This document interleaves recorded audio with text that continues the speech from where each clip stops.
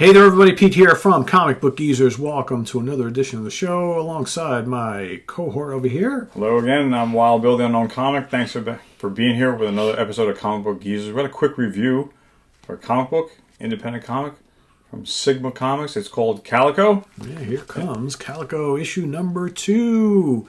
And for those of you looking who have been around for a while, of course, you probably recognize the Sigma logo is basically the old Robert Bell logo. Robert Bell logo sort of. From it's the same little Thor guy from without the wings on his helmet. The wings on his helmet, yeah. But anyway, this is issue number 2 of an 8-issue series from Sigma Comics for this character called Calico. Out of Brooklyn, New York, the book? Brooklyn or the Bronx. Yeah, it's from the boroughs. I think it's Brooklyn. Yeah, you could be right. Either one or the other. Red Hook, Brooklyn. And okay. there are, but they do some scenes from the Bronx as well in here. But so basically, this guy, he's kind of like a Batman type character, kind of like a Punisher type character, where he's got it in for people who abuse animals. He's anti-animal cruelty. Big time. So, and when he finds people who are participating in animal cruelty, well, let me just say it bluntly, things tend to not look really good for those people. Violently not good. Yes, and he's got, unlike Batman, he has no issues at all with killing people and torturing people who do the same thing to animals. Yes. And he feels they're the worst thing on the planet, right. And they don't need to be here.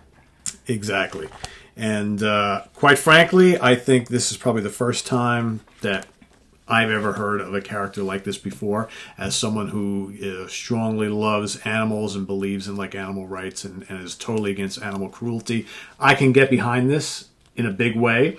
And again, this is a new publisher, a new series, obviously, and I think they're still working at the kinks. But I think if you can get behind this whole kind of idea here, it's actually pretty fun.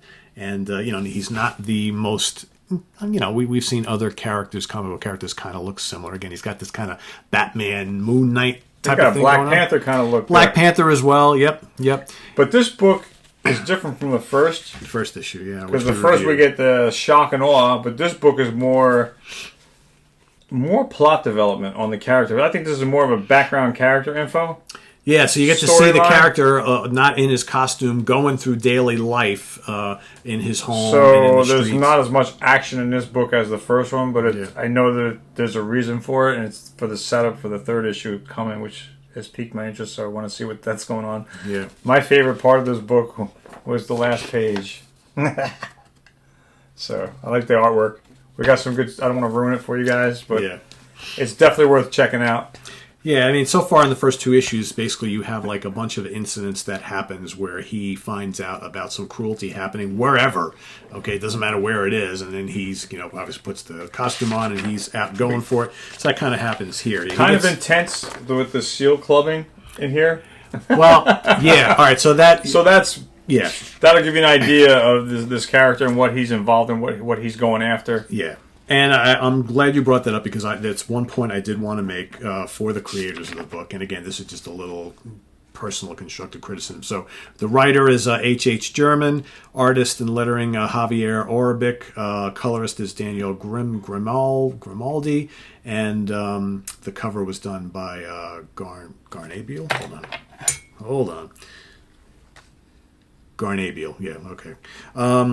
My one little bit of criticism about this particular issue, and again, I understand why you have to do it, because you want to make it seem that the animal killings are pretty horrific, and that's the reason why the perpetrators have to get it really bad.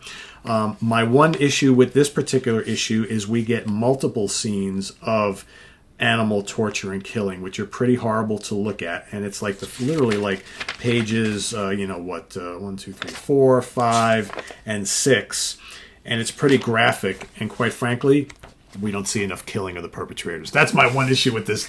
That's my my one plot issue with development. They're going to get theirs, I'm sure, in the next couple I of get issues. it, and one of them gets it pretty bad here in the end, but it's less. And then of course you got a interesting little sex scene, which I think is kind of, this is mature reader stuff, right? So I get it. So guys, I'm sure you're going to be watching. So the reason I bring it up, it's like I think if you are going to, because as an animal lover, some of those pages were a little hard to take. All right, even though I know it's only a comic book, but let's be frank, this stuff happens in real life, right? What happens to these baby seals and this pig and this cow? I mean, it's like this happens every day, and I get it. But in this particular issue, I think you guys spent more time on that than you did at the bad guys getting their shit handed to them. Yeah, exactly. Because I think the first issue was sure really great for that. Because the first issue had a lot of that. I mean, Calico totally kicks some ass and just bludgeoned these these bad guys. He mixes it up with some of these guys here towards the end, but so far so good. Yeah, but I like it. I mean, the artwork is really good. I mean, I don't want to spoil it for everybody because you either should go out and check this out digitally or order it online, right? But the majority, like Bill mentioned, the majority of this book, he is out of costume, and it's just him kind of in all these different situations with other different characters, which I think is going to be important in the continuation of this book because we got to know who this guy is, right? Yeah, can't. They're introducing his world. Yes, in the streets, and he lives in the streets. His regular lifestyle, not his. I guess would Calico be his secret identity? Yeah, right. Yeah. And so this is his just like civilian lifestyle. You got to know who Bruce Wayne is. Superman. You got to know who Clark Kent is. You get to know who Peter Parker is. Right. So far we really didn't know the true guy behind the mask of Calico. So here they're starting to do that a little bit more, which I think they're going to have to. I mean, you've only got 8 issues, right? So you got to do it at some point. So I'm assuming we're going to get an all-out crazy action fest. Well, I'm ready for issue 3. Yeah, we'll see what happens. You like that? Yeah, the BJ scene. I won't say anymore.